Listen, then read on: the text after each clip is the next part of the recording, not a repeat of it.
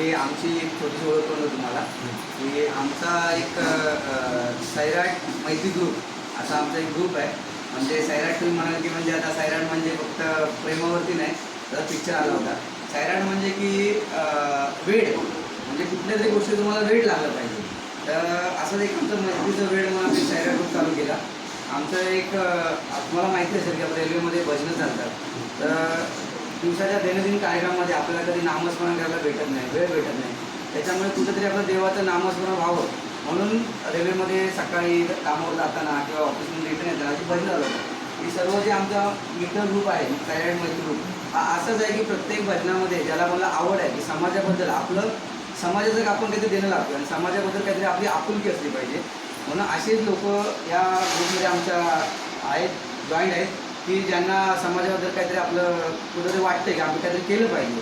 म्हणून असा आम्ही एक ग्रुप तयार केला. आता आम्ही एक लोकांसाठी कार्यक्रम केला होता काहीतरी आपल्याकडून व्हावं म्हणून. त्याच्यानंतर आम्ही असं वाटलं की आपण काहीतरी कुठंतरी काही लोक अशी आहेत की समाजामध्ये आपलं सर्व त्यागून काम करत असतात. म्हणजे जसे तुमचं आता एक आता हे सूट वृद्धाश्रम आहे. त्याच्यामध्ये तुम्ही गणेश काते आणि सुरेश काते ना दीपक काते तुम्ही दोघं एवढं काम चांगलं करताय.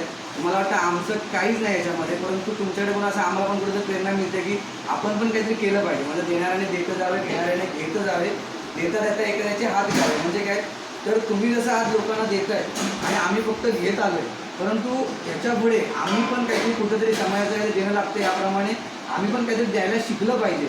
यात कुठेतरी प्रेरणेमुळे आम्ही छोटीशी भेट या वृद्धाश्रमाला म्हणून आम्ही छोटासा तुम्हाला छोटीशी भेट देतो आहे. त्याचा आपण स्वीकार करावा आणि तुमच्याकडून असं अविरत कार्य चालू राहावं आणि तुम्हाला देव पांडुरंग तुम्हाला उदंड आयुष्य, निरोगी आणि सुख समृद्धी आणि मेन म्हणजे निरोगी आयुष्य देव अशीच प्रार्थना करतो.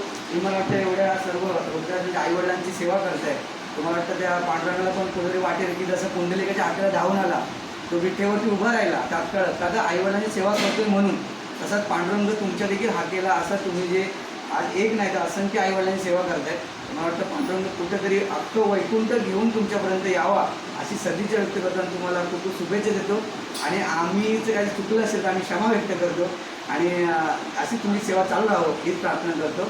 धन्यवाद. आणि अजूनही काही आम्ही प्रयत्न करू याच्यापुढे की आज छोटीशी भेट आम्ही तुम्हाला देतो आहे, परंतु परमेश्वराने एवढीच प्रार्थना करतो की आम्हाला पण कुठेतरी अजून बळ देऊ आणि कुठेतरी आम्हाला तुमच्यासारखं तुम्ही जसं काम करताय, सुख आश्रमासाठी काम करताय, असं सुख तुमच्या पदरात आयुष्यभर पडो आणि आम्हाला पण ते सुख असं लाभत राहावं तुमच्या मार्फत अशी प्रार्थना करतो. धन्यवाद. रामकृष्ण.